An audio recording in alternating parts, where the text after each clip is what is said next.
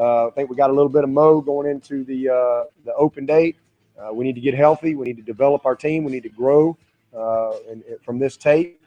And I don't have any doubt we will. This is the type of game that can really help your team grow. One guy's hoping for a win tomorrow. One guy has safely got his win for this week in his back pockets. Brandon Wilds of USC and Dabo Sweeney of Clemson, our voices tonight to open up another edition of Sports Talk on a very busy Friday night. Thank you for joining us here. Sports Talk, South Carolina Radio Network, your final word in sports each and every night, and your final word in sports for this week as we head into another great weekend of sports around South Carolina and around the country. Phil Kornblut, your humble host, along with my humble co-host, I was going to say sidekick. Your conscience. That's not really I'm appropriate. your conscience. The Professor Tom Hayes. K-Mac is up on the steering wheel. He's making like Dale Earnhardt getting back from Louisville. He should be with us here in just a little bit to give his insights on the Tigers' win last night. Not a dominating performance. A fortunate win for Clemson, a good win. Any win is good, especially on the road, especially in your league. I don't care how you get it done. It's worth dancing about. And Dabo did a jig in the locker room last night after the game for all to see. He was a very happy coach. It was a hard-fought win, and the Tigers made just enough plays, came up with the right defensive play at the right time with that sack on third down. They got a break when a reliable kicker missed a makeable field goal. Things kind of fell their way last night on a night when Deshaun Watson was pretty average, under 200 yards passing, 2 picks, 2 touchdowns. Did have a couple of nice runs to kind of balance the offense. Wayne Gallman, I thought, was fabulous. Boy, did he run hard last night. He lowered his shoulder. He turned the corner. I think if a brick wall had been waiting for him when he turned the corner, he would have busted through it. That's how hard he was running last night. So, a good win for the Tigers. Yeah, and I think probably because of you saw some linemen go in and out, banged up. I thought they tore some pages out of the playbook. I really do. I think they wanted to simplify it, say, look, we got a working margin. The defense is playing well. Let's not put it up for grabs because if anything, Louisville, to me, Corn has always historically had ball hawks in the secondary. And why throw it to them when you got Gallman? Just hand it off.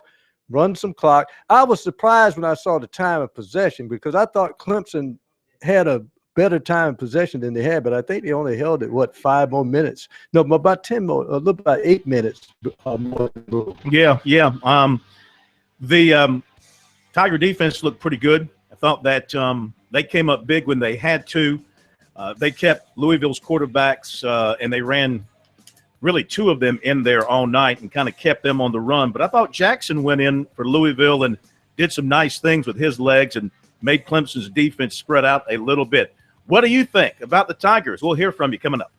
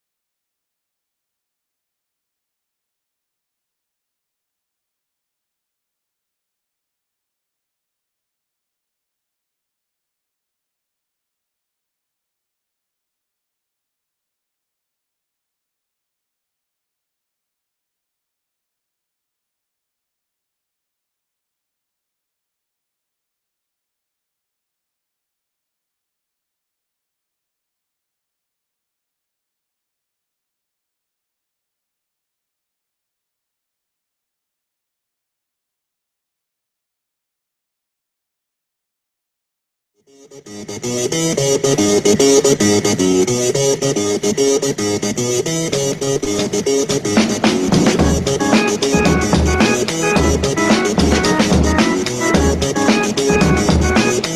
right, so a couple of things to discuss tonight. Clemson fans, what'd you think last night? Kind of performance you were looking for from your team? Did you think that they played well? Did you think they were average? The Tigers have an extended break here. They don't play again till October 3rd. They'll probably be no less than ranked in the top 10 when Notre Dame comes to town, which puts them in great shape moving forward, thinking about the big picture down the road. What'd you think of Deshaun Watson's performance, the running game, and the way the defense came up big late? 800-956-7266. Email talkback at sportstalksc.com and on Twitter at SportsTalkSC. Gamecock fans, you're at Georgia tomorrow. You know what it means. You know what this game always means to USC's football season.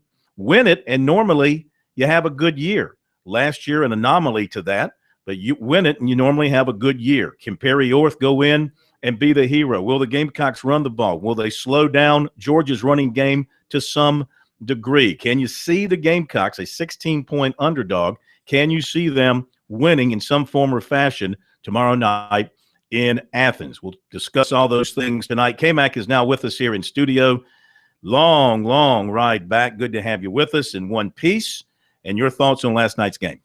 Well, yeah, I know some Clemson fans might not feel like they played great, and they might not have played great, but they won. And it's really just about winning when you're on the road on a short turnaround, and the defense played great.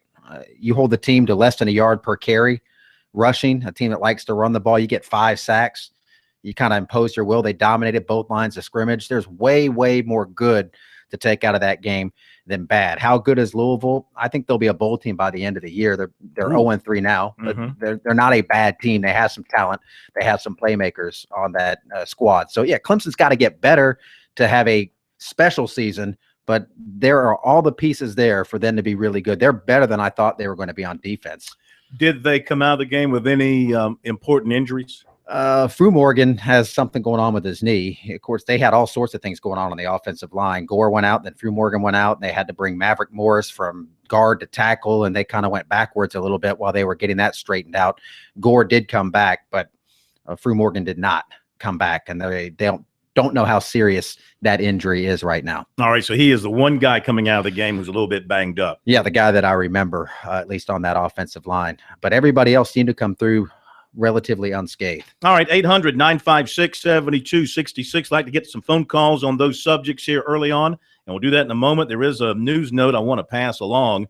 It's a troubling one. Former USC running back Demetrius Summers has been charged with drug trafficking, possession of a gun during commission of a violent crime, possession of a stolen gun, and unlawful conduct toward a child. This after a month-long undercover operation. Lexington County drug agents on Friday raided the home of Summers and Letitia Boykin. She faces the same charges as Summers, according to a Lexington County Sheriff's Department news release. They were living in an apartment off Bush River Road in Columbia. 3 children lived with them. They were taken into protective custody. So the sad story of Demetrius Summers continues. And we were talking before the show about the fact that 2 of the greatest running backs in the history of this state, you might throw Stephen Davis in there as one of the greats of all time from our state. And but these are 2, Demetrius Summers and Derek Watson, and both of their lives spun completely out of control once they left college, and it's just a shame. 2 guys with immense football talent, but beyond that, not much of a grasp on how to live in this country. All right, 800-956-7266. To the phones we go, and it's Bob in Casey up first tonight here on Sports Talk. And Bob, what'd you think of the Tigers last night? I didn't think much of the Tigers. Mike Williams hurt one of his vertebrae, and Deshaun's main weapon wasn't there. So it opened up at a pick'em, and it went up to 6. So take them at a pick'em, you make cake. But the real reason why I called is a showdown between Alabama, and I hate to keep harping on Laramie Tunsil, Alabama hosting Ole Miss. I said, Alabama, without him in there, Bama's got a lot of, let's just say, first, second, and third team, and I won't quote the publication, and their front seven. I think it opened at 8.5. It went down to 6.5. The Lions have high as a 10. And the West, seeing that the national championship could come out of the West, meaning they'd be in the playoffs, Alabama's going to have a real interesting game against Ole Miss, and Auburn LSU is going to tell a lot. And I know you're saying, well, why am I talking about that? I say I don't think the Gamecocks are going to do good at all against Georgia. All right. Well, I am interested to see, and you mentioned Tunsil being out again, and who knows when he'll be able to play. But I am interested to see what Chad Kelly can do in this game tomorrow at Alabama. He had a couple of walkovers to start the season, and this is his chance. This is his chance on the national platform to shine and show people that he's not the punk that he was at Clemson. And he's not all about everything that he's put out on Twitter and what people have written about him. That he is a legitimate All-American caliber, possibly All-American caliber quarterback. The best quarterback in the SEC. That would be crazy. Clemson's castaway turns into the best quarterback in which the makes SEC. you wonder. We talked about this off the air last night, which makes you kind of wonder, at least I do. Let's just say, for argument's sake, that Chad Kelly was a good Christian soldier at Clemson. Straight and narrow, no problems, just played football and did what he can do as a football player. And you got Deshaun Watson. My goodness. How would Dabo and the offensive coordinators have handled having those two together? Well, yeah, Kelly's the older guy, and Clemson does tend to favor experience and paying your dues. Watson might be a backup right now. You don't know. I mean, we wouldn't have known how good Watson is because he wouldn't have had the opportunities to play where he is now. I think Deshaun Watson, knowing what I know about both of them now, forget all the shenanigans off the field, I would take Deshaun Watson over Chad Kelly. He's a more proven quarterback and a smart quarterback.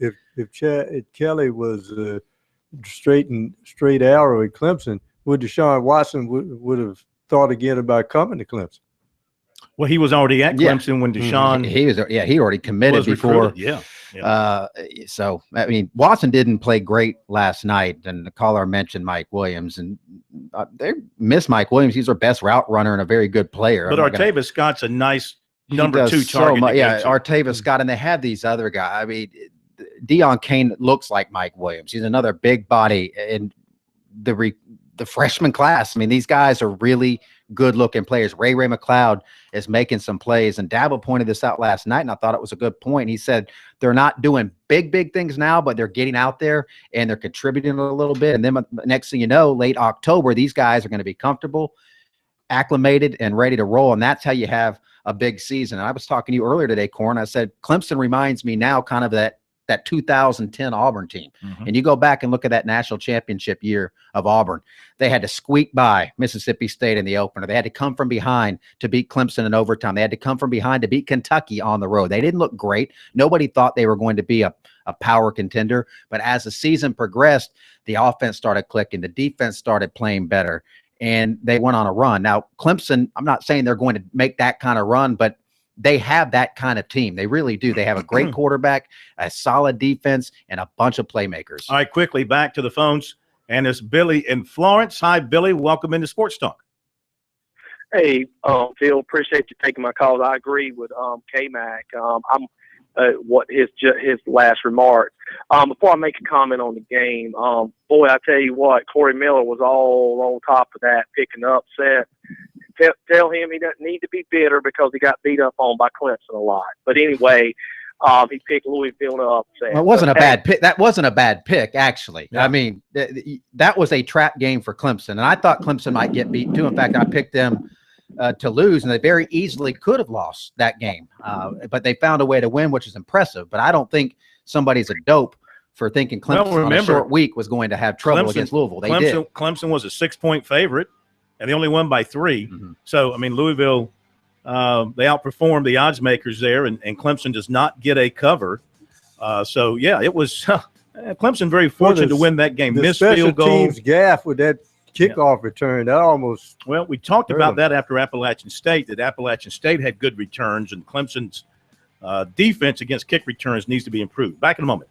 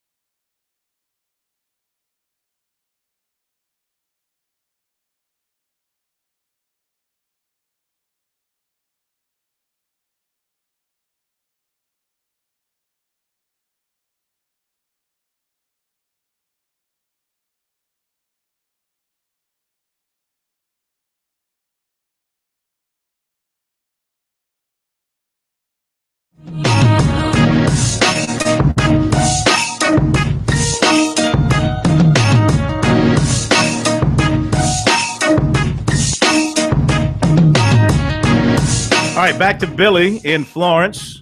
Let him finish up what he had to say as we hit the break. Appreciate you hanging on there, Billy. Go right ahead.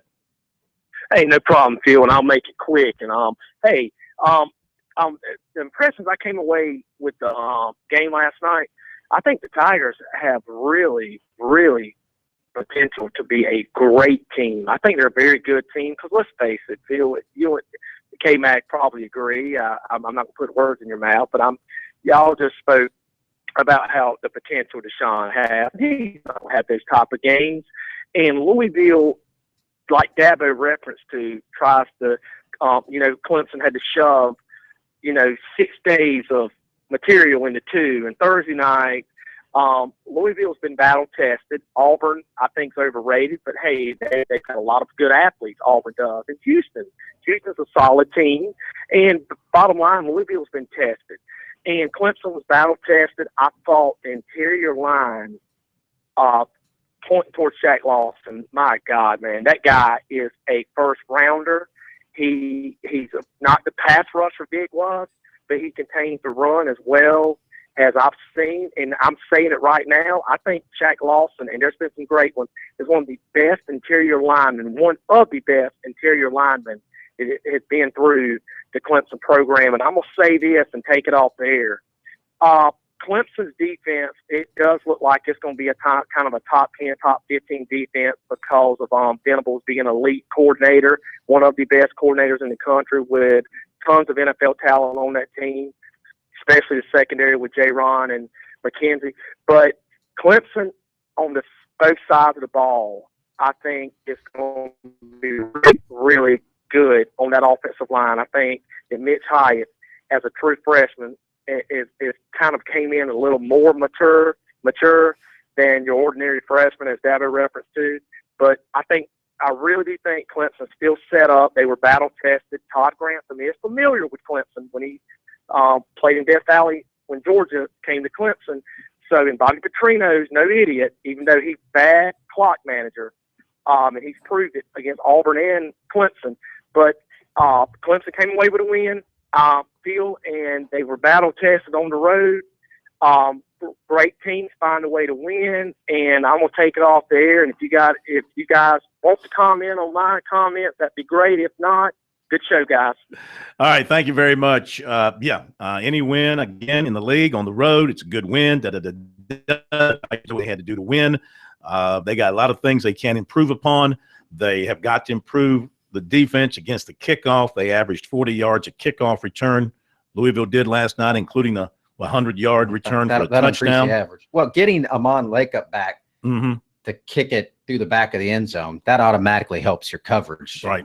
But Hugo, give him credit. He made both of his kicks last night. Dabo looked like he wasn't so sure he wanted to try them the first time, and he burned a timeout.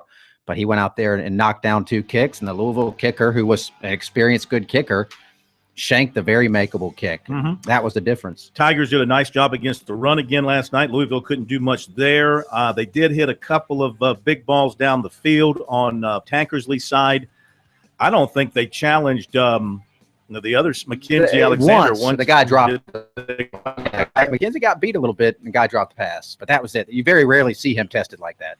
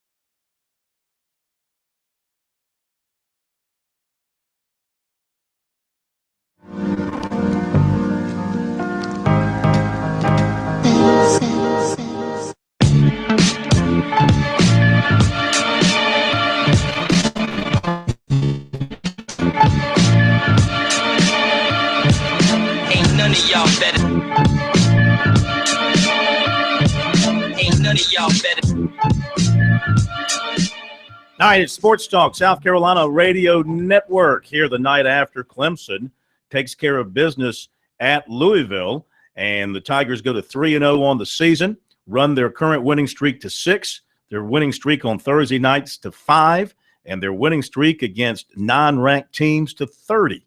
So they've got some impressive numbers to fall back on. Now they can relax for almost 2 weeks before they play host to Notre Dame October 3rd at the Valley, and that is going to be a wild, wild setting, no doubt about it, when those two get together.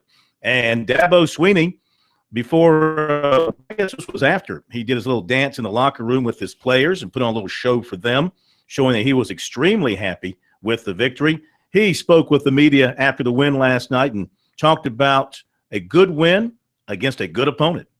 Let me give Louisville a lot of credit. I know that they've had 3 very difficult losses, and that is a tough situation to be in. They had chances to win all 3 of the games, but they got a good football team, and they got good players. Obviously, got good coaches.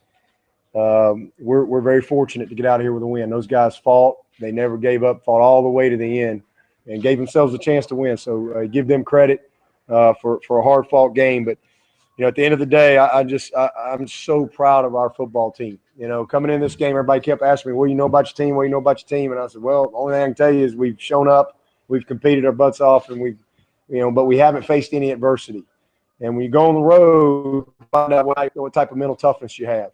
And we had enough adversity in this game for the whole year, the whole season. We had about everything you could think of thrown at us. It really made it a lot harder than it needed to be. We had a chance to put the game away, and we missed a big play. Had the perfect call, and we just came up a little short on making the play. That could have really, I think, put the game away. And then we give up the kick return. Really disappointing, and we got to get it fixed. I mean, that's 2 weeks in a row. I think we've been really poor on kickoff coverage. Did a decent job, up until right there at the end. And that's how teams get back in the game. One play can turn it. So to give up the 2 turnovers, give up a touchdown on kickoff coverage, a couple of missed scoring opportunities. We drop a ball down in the red zone. Wayne did. It would have led to a score. Ended up having to punt. We mislegged it. Both of those would have been huge opportunities. So we just weren't quite able to put them away. And again, give them credit. They fought hard all the way and made enough plays. But just proud of our guys. And one of the things that we talk about all the time is the fourth quarter. We win the fourth quarter, and I think now we're 40-0 in the last 5 years. When we have the lead going in the fourth quarter. That's something we talk about as a team all the time, something we take pride in. And that's a credit to their mental toughness. It's a credit to our offseason, how we train, how these guys think, their heart. So that's what I'm really most proud of.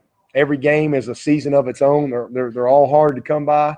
We have never been up here. Man, what a great atmosphere. Really great place, great venue to come play a football game. Really glad Louisville's in our conference and gives us another great opponent and venue like they have. But at the end of the day, we got a lot we can learn and grow from this game. We didn't win the division tonight, but our goal was to be 3-0, and that's where we are. Proud of how we were able to dominate the line of scrimmage. They had 19 yards rushing, we had 202 yards rushing. That's dominating the line of scrimmage. We had 5 sacks. I think they had 1.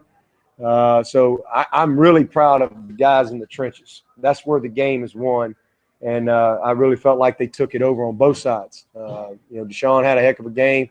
We had a couple big plays that led to touchdowns. They had a couple big plays where we were able to hold them to field goal attempt, which I thought was huge. We stopped them on 4th down in the scoring zone. So just a lot of back and forth, and then our kicker, Greg Hugel.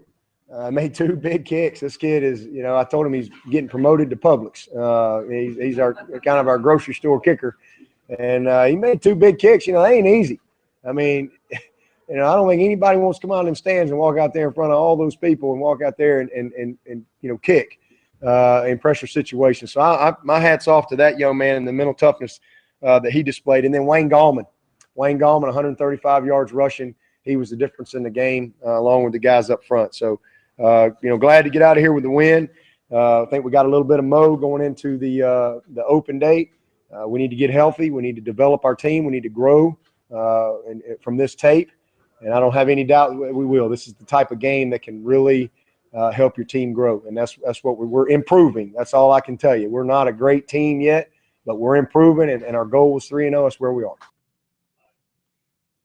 Dabo Swinney following the Tigers' win last night at Louisville. More from the Clemson locker room coming up. Right now, though, we turn our attention to the night in high school football. Another big Friday night of high school football in South Carolina. This report, a service of Farm Bureau Insurance. With new auto insurance rates from Farm Bureau, you could be saving a whole lot of money, even if you received a quote before. Rates are now more competitive than ever. Get a free quote today from your local Farm Bureau insurance agent. And we get our football quote from David Shelton, High School Sports Report. So he joins us now. Good evening, David. How are you? Hey, Phil. How's it going tonight? Good, man. Good. Another big Friday night of high school football. And we got some really good matchups across the state tonight. Yeah, we do. I think last week was a little bit of a lull, as Kevin and I talked about on Monday. And but there are some better games this week. As you play more games, teams get a little better record. You get a little better matchups. But I think that the game that draws most of the attention statewide will be Northwestern and South Point, two Rock Hill area rivals, two top 10 teams. South Point, number 1 in 3A, and Northwestern is a top 5 or 6 team in 4A. Spartanburg and Greenwood are going to play. Greenwood playing that tough early schedule. They've lost 2 in a row. They got hammered by Northwestern last week. They're going to have their hands full with Spartanburg. Burns Gaffney, Westwood, Lexington, 2 really good games. That Westwood-Lexington game promises to be some offensive type numbers. Marlboro County Conway, I mean, golly, every time they get together, it's a war. And down here in the Low Country, I think the top 2 games are probably Fort Dorchester and Goose Creek. Goose Creek coming off that surprising shutout loss to Somerville. And then the game I'm at is Hanahan, who's undefeated at Cane Bay, a couple of Berkeley County rivals. And this is starting to develop into a little rivalry. And, it won't be long before these teams are after they play more games, they'll have more of a history. But 2 very competitive teams, and I think I look for this to be a really good game tonight. Yeah, you mentioned Lexington Westwood, and that Westwood program relatively young, but they're having a great year, and they have a really, really strong defensive team, and they can score points too. Yeah, they got the biggest offensive line in the state. They're probably bigger than most of the college lines. I mean, they're big up front. They can run the football. They've got a quarterback who can throw it a little bit. They're power football, very physical on defense. I saw some tape on Huddle of their defense, and not a lot of guys that you would recognize in the recruiting circles, but guys that just get after you. They won 11. I think they won 11 games last year. So they're a team to be reckoned with, and they'll have their hands full with Lexington. But this will be a good test for Lexington. They didn't play well last week in the first half. Got behind Wando, came back and won late. But this will be a really good test for Lexington to kind of see where they are, because Westwood's a team that that will contend for a state title. All right, real quick, about 20 seconds. I don't know if you mentioned this, but Dorman at Dutch Fork, and Dutch Fork kind of got things straightened out last week, and I guess we'll see a lot more Stephen Davis Jr. carrying the football. Yeah, it's going to be fun to see a Davis carrying against Dorman. Go back to way back in the 90s. That used to be a big time thing. So yeah, you're right. Dutch Ford got it going, and Dorman's pretty good. That should be a really entertaining game as well. All right, David. Thank you, man, and we'll talk to you tonight. The high school football scoreboards here on South Carolina Radio Network at 10, 10:30, and 11. We give you more scores in 5 minutes than other shows give you in 2 hours. So check it out. 10, 10:30, and 11. David will join me for his commentary on all 3 programs, 10, 10:30, and 11, and we'll be back in a moment.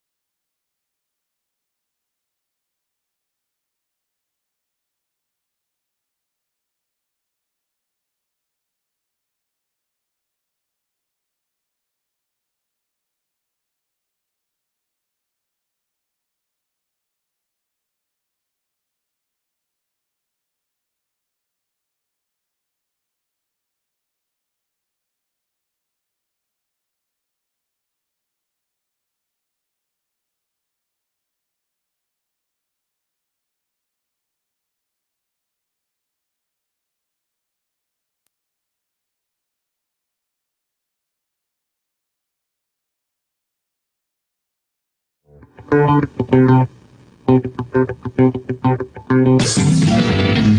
to put your money where your mouth is. Put them in the field and let them fight it out. He's a hustler. If you don't got eggs, you won't be getting no sticks. And if you don't got money, you won't super honey. If you don't got cash, you won't be getting no. He's a gambler. Bet the house on the young and then we got paid. Show them the next item up for bid. All right, time to welcome in Lee Sterling from Paramount Sports for our Sterling picks here on Sports Talk tonight. 1 and 2 last week for Lee after a 3-0 start. What'd you think of Clemson, Louisville last night? A win for the Tigers, but not a cover. I loved it. I was rooting for Clemson, and I had Louisville plus the 6 points. So it was a perfect storybook ending for me. There you go. Looking at the game, though, I think Clemson by far is a better team. I felt I was lucky looking back at it. Just watched the game, finished watching it right now for a second time. Clemson's got to win those games by 2 or 3 touchdowns. They got to put the ball in the end zone when they get down in the red zone. They got a lot of playmakers, a lot more. They have by far maybe one of the top 5 or 10 quarterbacks in the country. He just missed on some difference between out and what last night was a close game. Yeah, absolutely. Let's get to some of your games for this week. I want to begin right at the top for our listeners. Georgia, South Carolina. Georgia laying 16. Now, I've had some people overnight tell me they think this is a sucker spread, and they don't believe South Carolina can keep it within 16. What do you think? You know what's interesting? When Steve Spurrier, he's one of these few guys that'll kind of tell you, he wears exactly what he's thinking on his sleeve, and he doesn't seem too concerned that he's losing Connor Mitch. I think he feels that he can contend with what he has at the quarterback position. I know he loves his running back Wild and his wide receiver Cooper. So those two guys can make plays here. UGA, every year we look back and see all the talent that's drafted, it goes on to the NFL, and then we look back and say, how did they end up 8-4, 9-3? I think they're going to win the game 31-20, but I like the Gamecocks for the cover. Very good. Yeah. Alabama and Ole Miss, we get a chance to see what Chad Kelly can do on the big stage, and Alabama's laying 6. Yeah, and I think behind closed doors, I think Alabama's concerned. Last year they faced Bo Wallace. Now, it was on the road, but Bo Wallace beat him. Now they're going to face a quarterback in Chad Kelly way under the radar until last week. I told everyone about him before the season started. He's the real deal. The ball explodes out of his hand. Ole Miss is going to have to make a few changes. They run that straight-up 4-3 defense. They're going to have to show some varied looks to keep the Bama offense off balance. But as long as Ole Miss doesn't do anything stupid in the first quarter and they hang close, Hugh Freeze, one of the best coaches as an underdog, the last 12 times, 9-3 against the spread. Bama's going to win on a last-second field goal, but Ole Miss is going to cover the touchdown spread. I like it. How about LSU laying 7 against Auburn? Well, this Auburn team and this line would probably have been 3.5, 4 if Auburn had blown out their opponent last week in Jacksonville State. But what it's telling you is if teams don't bring their A, B, or C game, these FCS opponents or these teams from the MAC, they can beat you. So Auburn, when they're clicking, they're next to impossible to stop on offense. They did win last year 41-7. The difference this year, Jeremy Johnson's been atrocious. 5 interceptions so far. Brandon Harris is improved for LSU, but if you don't have a quarterback that can stretch the field, I just don't think you want to lay a touchdown or more at home. I'm going to call for the shocker of the weekend, guys. Auburn 27, LSU just 25. All right, to the NFL, Panthers home opener. Didn't look all that great in beating Jacksonville last week, but a win on the road. They're favored by 3 against the Clownies. Yeah, and they're going to have to come up with some more offense than last week, and they're going to face a much better defense. They were held to just 263 yards by Jacksonville. They produced fewer than 22 points for 9 of the last 12 games. This Houston team is going to put in Ryan Mallett, who I think is the better choice. He can put the ball down the field more than Hoyer. I think Houston rebounds. I think Carolina is going to be one of those teams. They win one week, lose the next. I think Houston pulls off the slight upset here, 20-17. All right. Game of the week is Georgia Tech laying 2 against Notre Dame. Wow, what a matchup here. Two teams that have national championship aspirations, maybe the talent to get there. You want to get this game, call 800-400-9741. First 10 callers get this game for free, 800-400-9741. And biggest week maybe ever in Paramount Sports history. My Baker's Dozen, 13 games, just $147. And we've had some legendary finishes going 12-1, 11-2, and 10-3, 3 of the last 4 years. I'm also going to include my first 40 to 50 unit selection of the year, and we're 26-3 documented on these plays the last 6 years. ParamountSports.com or 800-400-9741. Thank you, Lee. Talk to you next week. Back in a moment.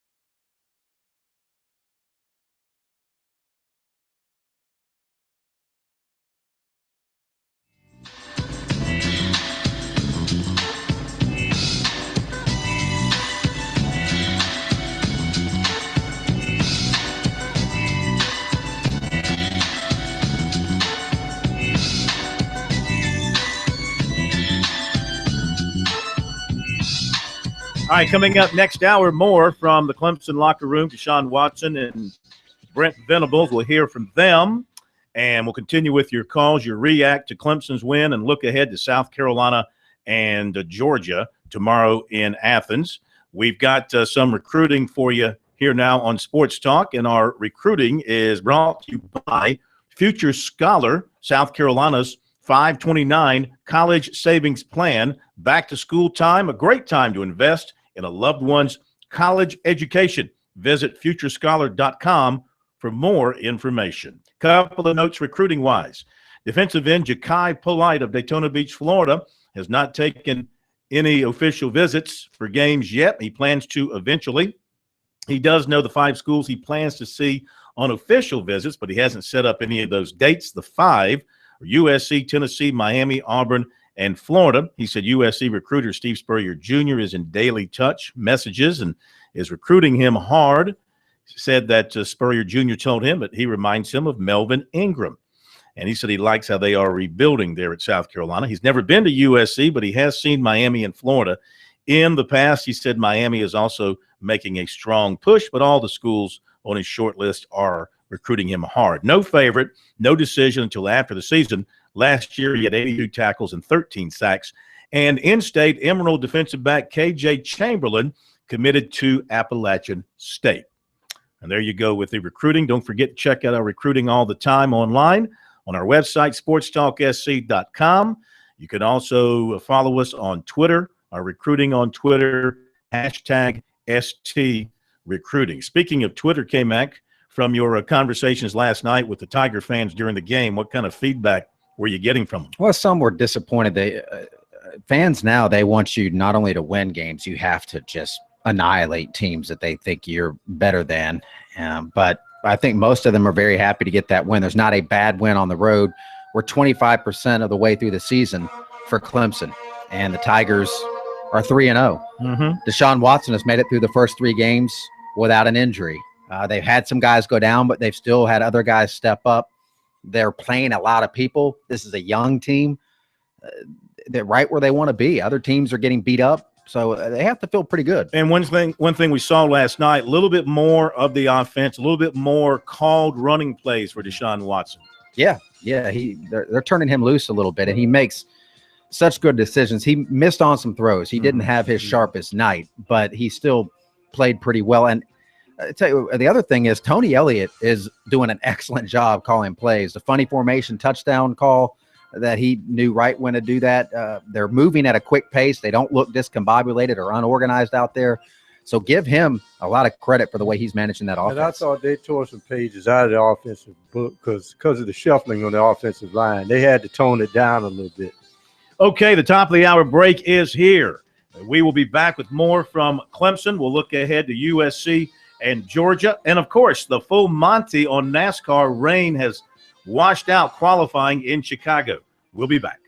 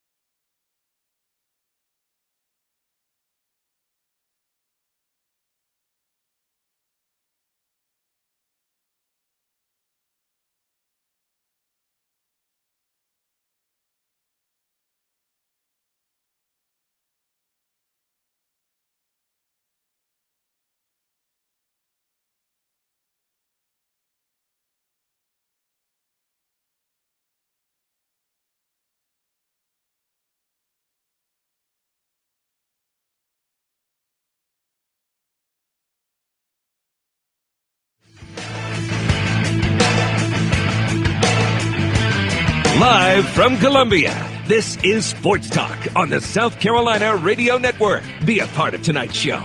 Call us at 800-956-7266 or email talkback@sportstalksc.com.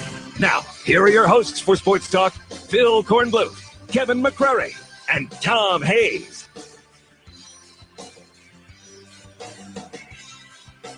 Okay, we're back at Sports Talk, South Carolina Radio Network here on a Friday night. Hope you've had a great week.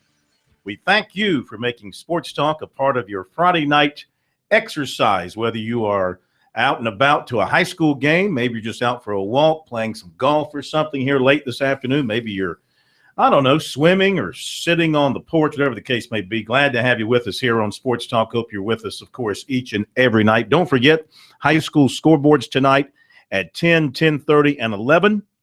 We will bring you, by the end of the night, we'll bring you all the scores from across the state, plus David Shelton will join me to give insight on some of the top games in the state. Coming up, more from Clemson's locker room. We'll hear from Deshaun Watson and Brent Venables. Time for your phone calls as well, 800-956-7266. Love to hear more from Tiger fans about the win. And Gamecock fans, can you do it tomorrow in Athens? I had a friend of mine tell me last night he's a big Georgia fan. I mean, huge. Now, he hates every Georgia coach that's ever lived, but he loves the Dogs. That means he's a legitimate Georgia fan. That sounds like a real – that's how you know it's a real Georgia fan. They hate all their coaches. And he said South Carolina will win. Of course, he's always a pessimist, but he said South Carolina will win because they've got a break. He said in his theory, USC's worst quarterback got hurt, and their best quarterback will play, while at Georgia – their best quarterback is sitting, and their worst quarterback will play. Wow. No, but, you know, the one thing – that's his theory. I don't know if it's true or not. The theory I have about Georgia is they look like they don't have a killer instinct. Anybody that they play, it's almost like the old wrestling game when they count 1, 2, and they let them up off the mat. It's the strangest they'll be up. They'll be up for Steve Spurrier in South Carolina tomorrow. Yeah. They tend to get up for that game, and they don't have to throw the ball more than 12 or 15 times. Just hand the ball to Chubb. Hand the ball to Michelle. They can't throw it. Hand more the ball to 15 Marshall. times. Well, they don't have to. South Carolina has not proven they can stop the run against anybody this year. They've been gashed. Yeah, they're giving up a lot of yards running the football defensively. Think the Gamecocks are a little bit better on defense, generally speaking, but they have given up some gash plays through their first 2 games. Now, let's see if John Hoke has figured it out here this week in practice, because if he hasn't, it could be, you know, I mean, they've had running backs each of the first 2 games have big nights against them. Well, you know, if they're not careful, you know, Chubb could have one of those Heisman Trophy statement kind of nights against them. He's already, of course, high up on the Heisman Trophy. Yeah, remember, watch. Like Ingram had that kind of game against South Carolina, the Arkansas game when they got ran all over. They have not been doing a good job stopping the run. And Chubb's not the only guy. Yeah, it's interesting, though, because Georgia doesn't run out of the spread too much. We were talking about spread teams. Oh, yeah. It'll be interesting to see how they play against this team. The other intangible always is the fact that seems like South Carolina, half their team is from Georgia. And those guys just, for whatever reason, they play out of their gourd against Bulldogs.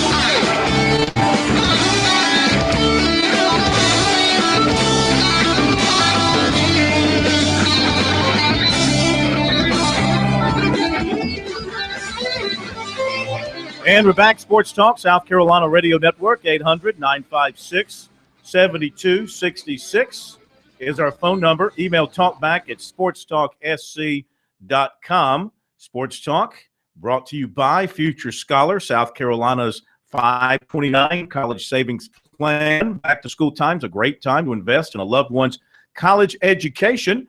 Visit futurescholar.com for more information. Also want to remind you about the USC Georgia tailgate party, the 9th annual Columbia Sertoma Club tailgate party, food, drinks, entertainment, football. It's tomorrow at the Coop near Williams-Brice.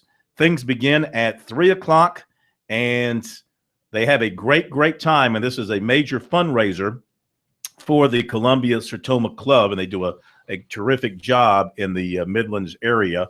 A lot of do-gooders over there, and want to let folks know that this is going on. So if you're looking for a place to hang out with Gamecock and maybe some Bulldog fans as well, though I think it's primarily Gamecocks, and you want to watch it on some big television screens and all that, check it out, the 9th annual tailgate party, Carolina versus Georgia, 3 o'clock at the Coop near Williams-Brice. And they'll have door prizes and barbecue and a whole bunch of other stuff as well. All right.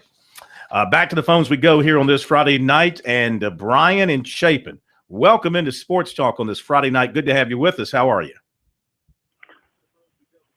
Hello. Phil? Yes, sir. On that lead in you have for DNR, where you say the shotgun, the gun knocked you down when you first fired it. What kind of gun were you firing? Yeah. Well, keep in mind I was about 10 years old, and I was firing a double-barrel shotgun. Oh, okay. Well, Phil and K-Mac told me K-Mac and Professor said that you were shooting a BB gun. So I just want to clarify that. They weren't there. They weren't there, and they were exaggerating the story. Okay. It was a double-barrel Smith & Wesson. Probably a 12-gauge shotgun, huh? It was a big one. It took a big one. It would take a big one to knock me down. And okay, Phil. I learned. Well, listen, Carolina go easily beat Georgia. Oh, okay. Yeah, what's your score? What you got? Well, I don't know what the score will be. It'll be quite a margin. Yeah. Because They're just gonna smoke them. we relied purely on purity of luck. Raw dog them. You're gonna go to Vegas and take the 16.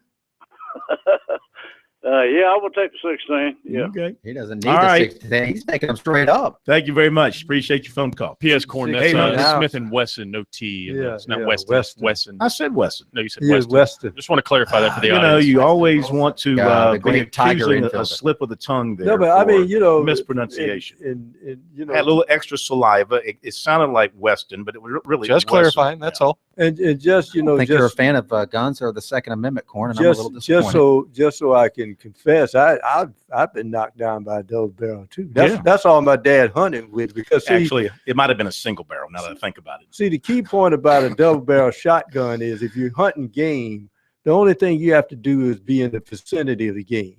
When you're hunting with a 22, you got to hit the target straight on. True. So he cheated and gave me the 22, and he used a double barrel shotgun. My dad did. Smart man.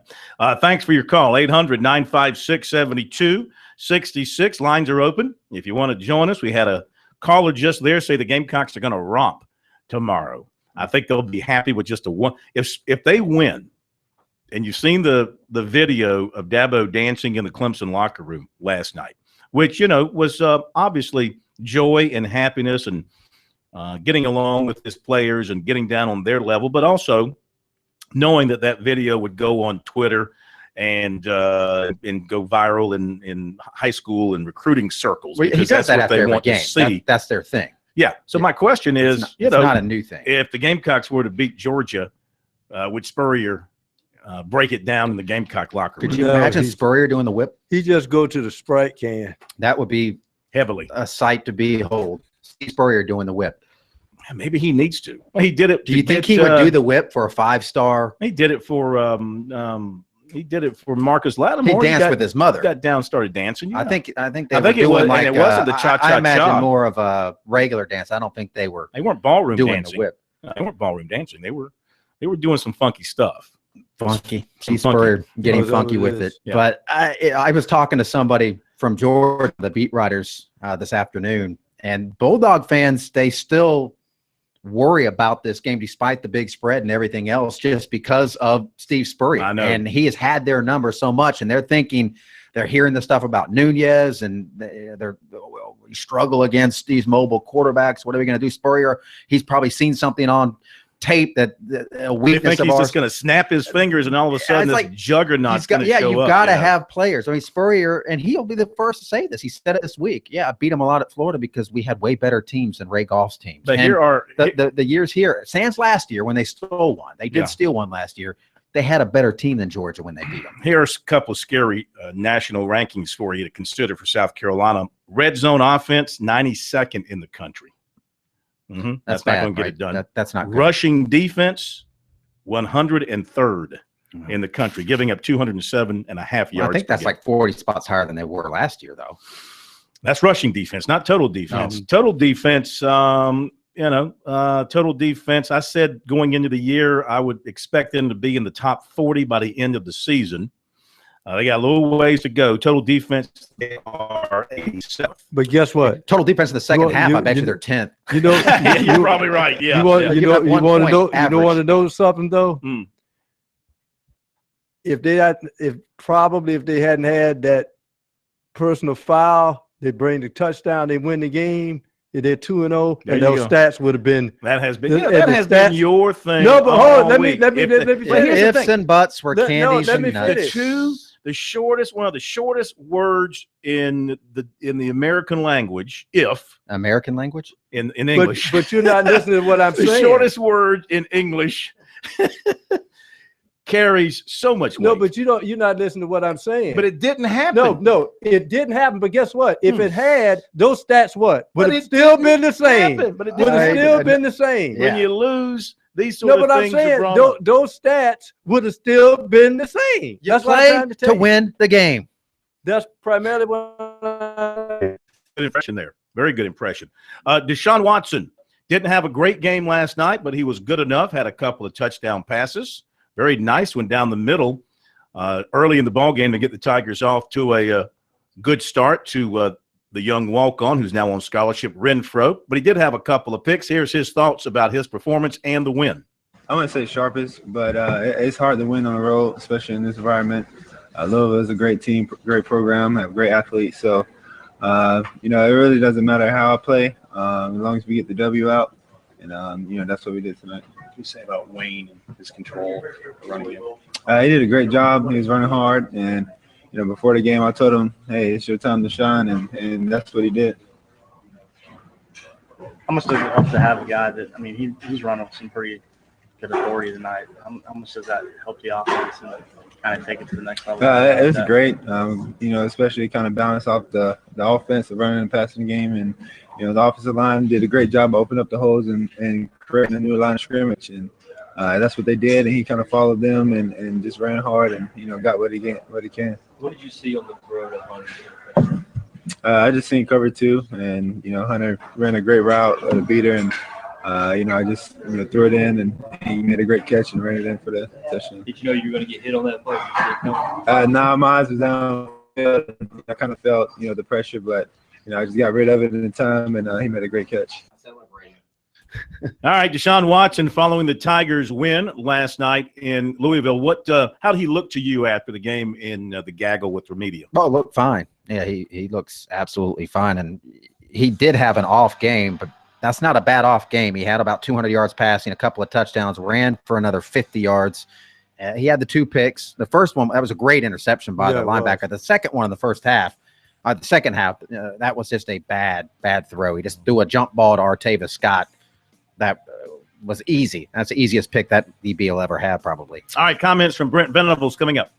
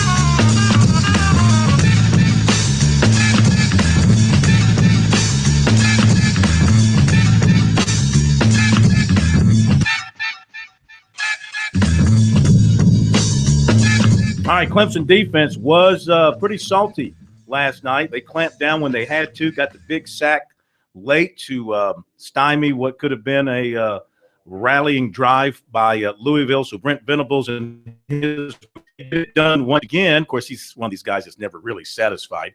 What did he think of the Tigers last night? Well, he wasn't happy with everything that he saw. I always think about the bad plays, the dumb call on the one down the sideline where T.J. Green's covering a guy, dumb call. And we blew the coverage down the middle of the field there on that last drive. So we left the one guy uncovered.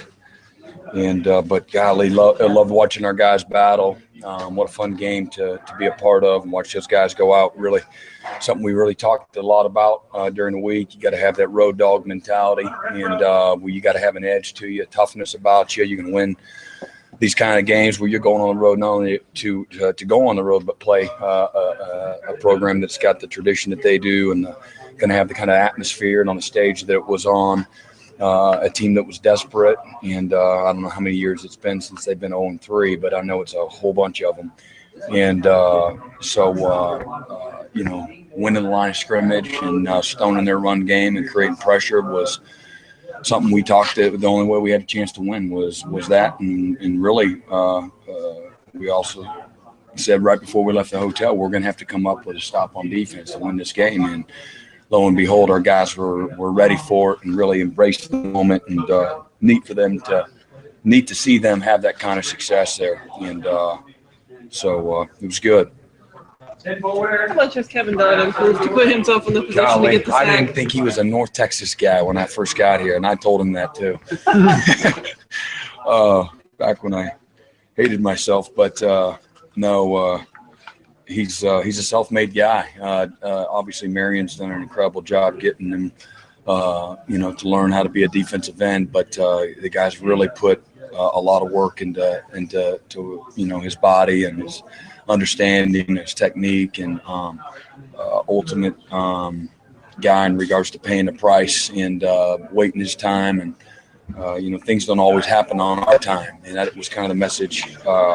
In the locker room, and he's a fabulous example for all of our young guys that it doesn't always happen as fast as you want it to happen. And just keep a great attitude and keep fighting and keep working and keep your head down and be ready for your opportunity. And boy, was he tonight.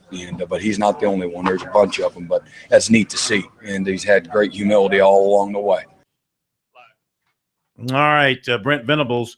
With their performance last night, the Tigers against Louisville, they gave up 272 yards, only 19 rushing yards. And looking at the national numbers now after the Tigers last night, they are they're moving up in the national rankings.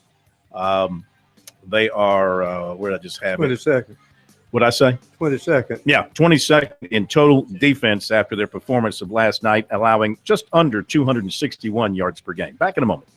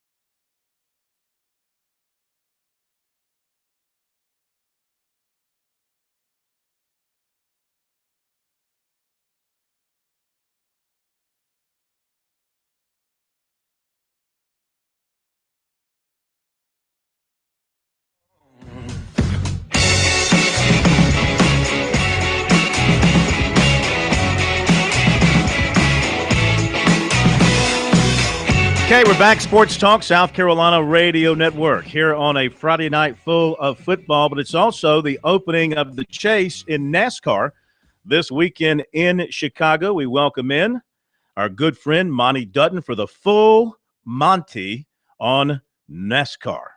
All right, you fired up about the playoffs? Pretty much. I'm glad that it's down to the final 10 race instead of being posturing for a chance at it. It's time to determine who the champion is.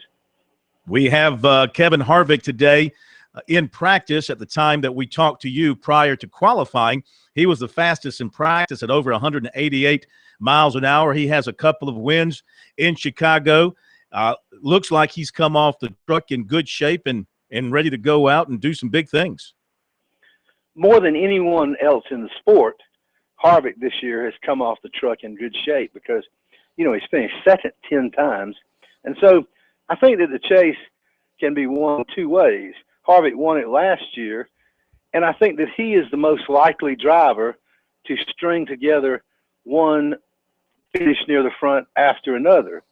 Of course, before the current setup was in place, the best Chase performance in recent years was when Tony Stewart won 5 of the 10 races. And so I think if it's someone who just wins a bunch of races, and by the way, if the timing of winning a bunch of races is not right and you mix in a bad finish in there, you can not make it to a round, you know, if you don't win any in one of the rounds.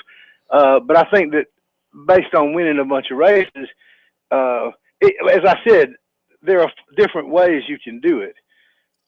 Being consistent all the way through is actually probably the most reliable.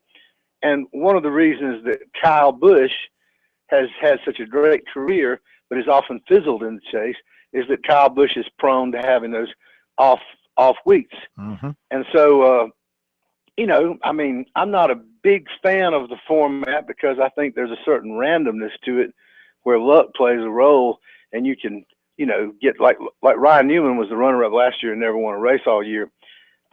If you run the numbers from 2 years ago, before they had this format, Dale Earnhardt Jr., who didn't win a race all year, would have won the Chase 2 years ago, but they didn't have this format then. So I think a lot of things that can happen. Kenseth is someone who is also very consistent and has been hot lately. And then I think the great mystery man is, I'm always struck by the lack of memory by people. It is not unusual for Jimmy Johnson to slump in the summertime. And so I think it's not very hard to figure that they do a little R&D and get ready and put all their best equipment away. So you can't count out a guy who's won 6 championships.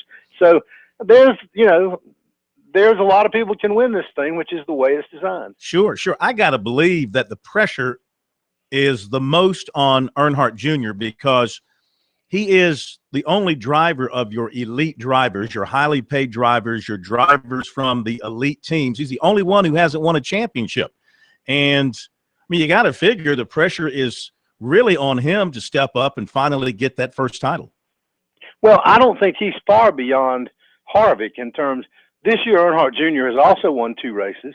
He has not been as impressively in the top 5 as Harvick, but he has been very good at getting solid finishes out of things. So I think that Dale Earnhardt Jr.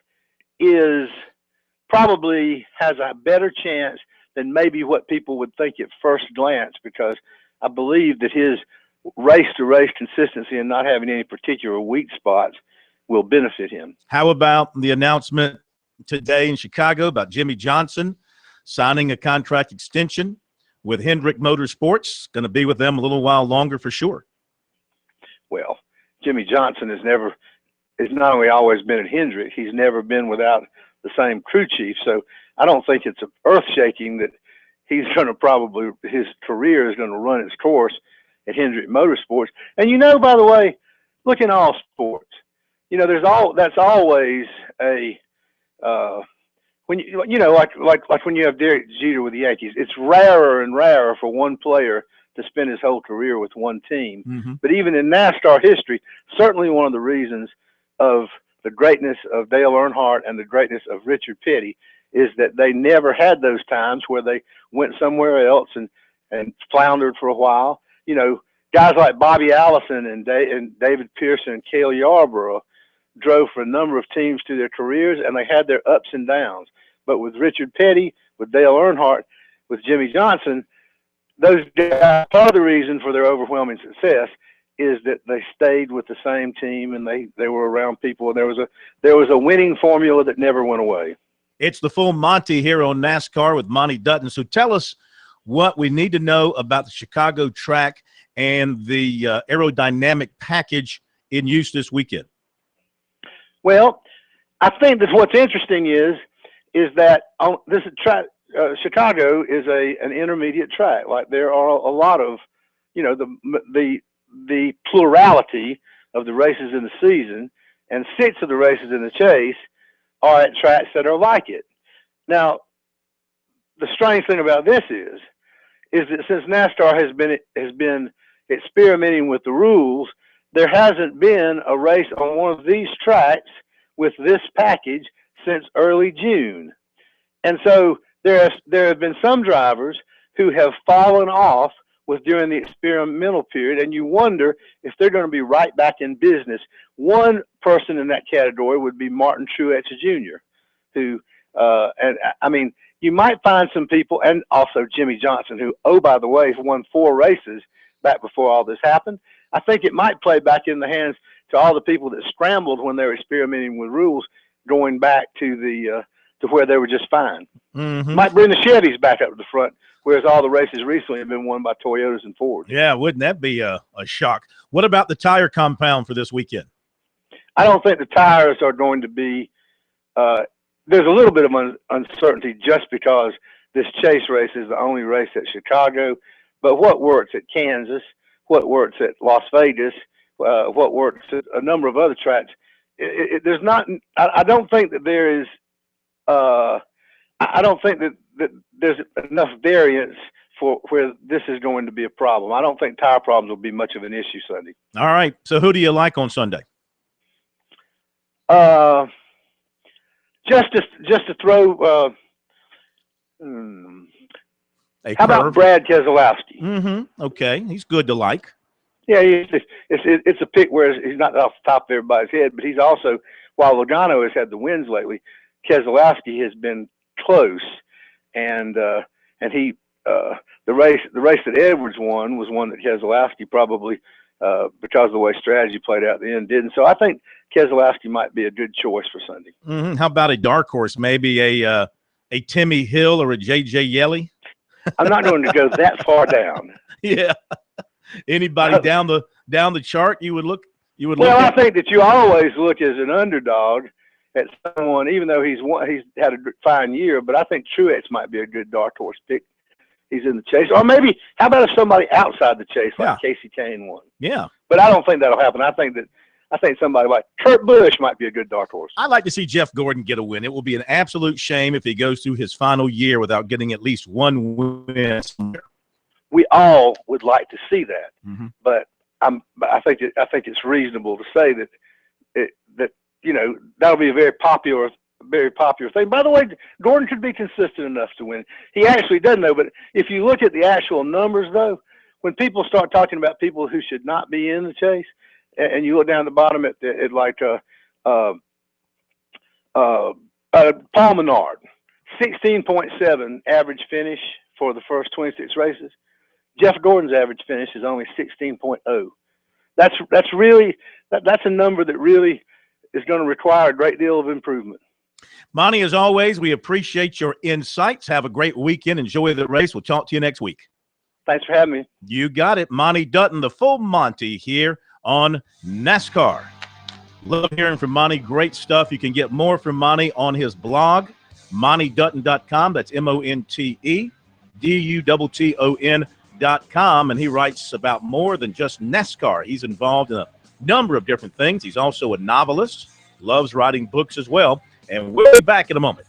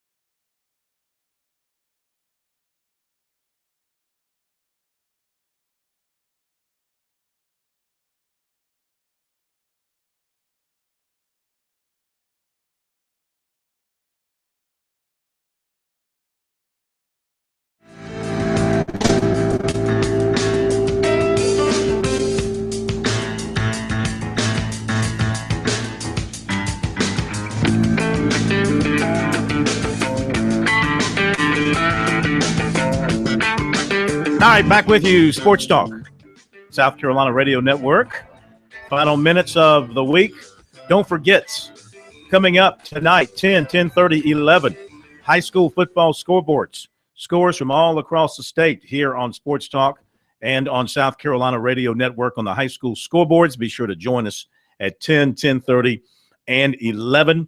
Rapid fire pace of football scores from all across South Carolina. All the big games, a lot of big games tonight. We'll bring you all those scores 3 times, 10, 10:30, and 11. You can also hear the scoreboard on our website, sportstalksc.com. Click on the link to the scoreboard. That will take you to the audio feed of that. And if you lose us over the airwaves, not be able to find us, our Columbia affiliate, 1470 AM, 95.9 FM, The Point. They stream our program. They stream our scoreboard shows on the TuneIn app. And you can go to the TuneIn app and bring them up and hear us there as well. We hope that you will do that if you're not able to hear us over the air. ACC game tonight, guys. It's Florida State going to Boston College. Boston College has played great defense so far this season. Now, they haven't played the big boys yet. This will be their first big test. Florida State with Everett Golson, they haven't played any big boys yet either. Texas State and South Florida, and they struggled early against South Florida before pulling away to win by 20. Do you suspect that Florida State will have any trouble tonight with Boston College? For a half. For a half. That's it. And then Florida State will crank up their wheel in the second half against. They'll crank up their running game, and it'll be all over. Everett Golson quarterbacking at Florida State. He is the guy now for the Seminoles. Of course, he had his career at Notre Dame, and things went well for the most part, and then kind of turned sour for him late. And in the spring, he could not win the starting job. He decided to transfer. Do you think he regrets it now, considering that at least by the default factor of injury, had he stayed at Notre Dame, he'd be the starting quarterback at Notre Dame going into this week's game against Georgia Tech in all likelihood? Well, I think probably maybe, hate to use a marriage thing, but maybe irreconcilable differences between him and the coach kind of made a change necessary. And I think both parties are, happy with it. I think it's a new experience for him playing at Florida State with the athletes they had. They had athletes at Notre Dame, but boy, I tell you what, when you can turn around and hand it to Dalvin Cook, that's a luxury that you love to have. Boston College, they've played nobody yet. They've played Maine and Howard, beat one 24-3, beat the other 76-0. So they have obscene numbers. But, if you're a player for Boston College and you see these numbers, you start to think of yourself maybe as being better than you actually are. But then that carries over to some degree to the field, and you play maybe a little bit better than you possibly can because you start to think that way. For example, they're averaging 50 points a game. So offensively, they're thinking like we're really pretty good. They're giving up 1.5 points a game. They're giving up 7 rushing yards per game. They're giving up 44 passing yards per game. They're giving up 51 yards in total offense per game. So, mentally, I got to believe that Boston College feels like, hey, we're pretty good. I know we haven't played anybody great, but we can go out there and give Florida State a battle. They've given Florida State at times some good ball games.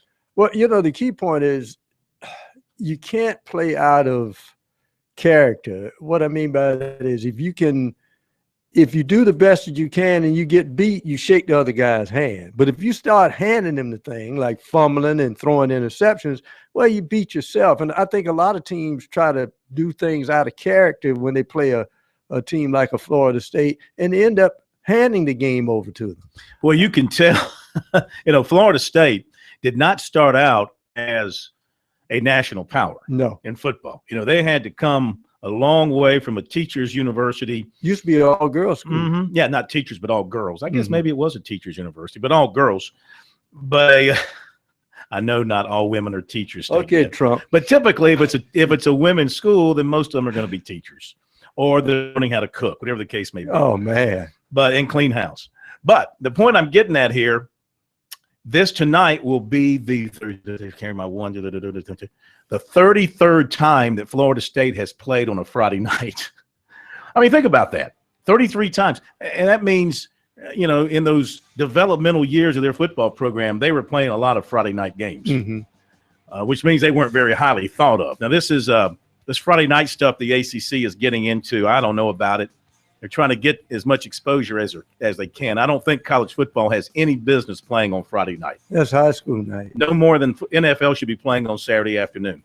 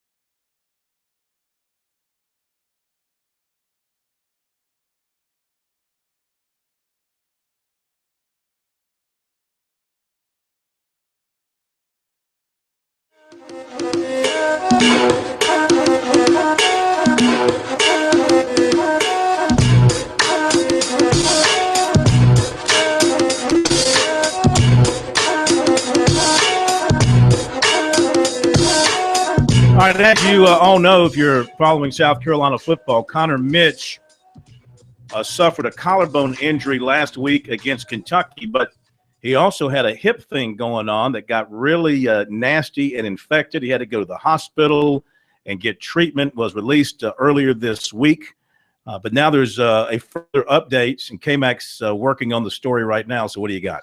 Yeah, we're told that Connor Mitch is now back in the hospital, actually at the ER, and that was getting some blood work done, and his levels weren't good with that infection. And now they're talking about a blood transfusion that could take place either tonight or tomorrow for Connor Mitch. And I'm not sure if he's being admitted into the hospital, but someone close to his family has told us that he is back in the hospital dealing with this hip infection, which is a very serious thing. A picture of his hip was out, and Spurrier said on Sunday it was a nasty bruise that he had there, and it was apparently aggravated against Kentucky, and they found the infection and off to the hospital. All right, so what we know is he's in the emergency room. He's had some tests, and they're thinking about doing a blood transfusion to try and fix the problem, because his numbers came back not real good. Okay, that doesn't sound real good for him. And, of course, this week, folks have been taking some shots at Spurrier about playing Mitch with that condition. But, you know, we don't know exactly how bad it was, how painful it was prior to the game.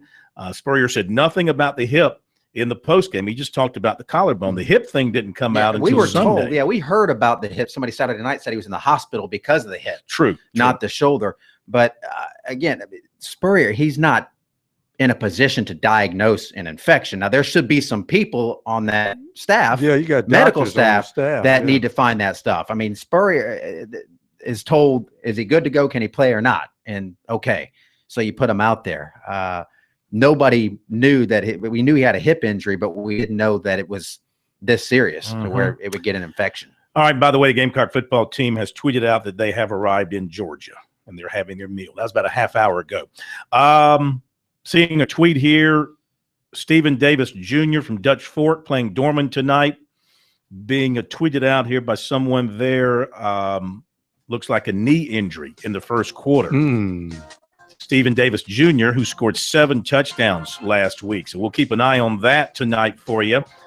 Checking some scores very quickly that I can discern from tweets. Blythewood leading Clover 14-8, and Chester leading Lower Richland 15-6. Socastee over North Myrtle Beach 6-0. Dutch Fork and Dorman are 7-7. That is in the first quarter. Hammond is leading its game 10-0. White Knoll 14-0 over Swansea. A reminder, all the scores that we can give you coming up tonight, 10, 10:30, and 11. And, of course, tomorrow from Athens, I'll be there. Coverage on our website, sportstalksc.com, on Twitter at sportstalksc. Make plans to join me in Athens to cover the Gamecocks. Thank you, Pro. Thank you, K-Mac. Thank you, Steak Man. Have a great weekend, everybody. Talk to you Monday night.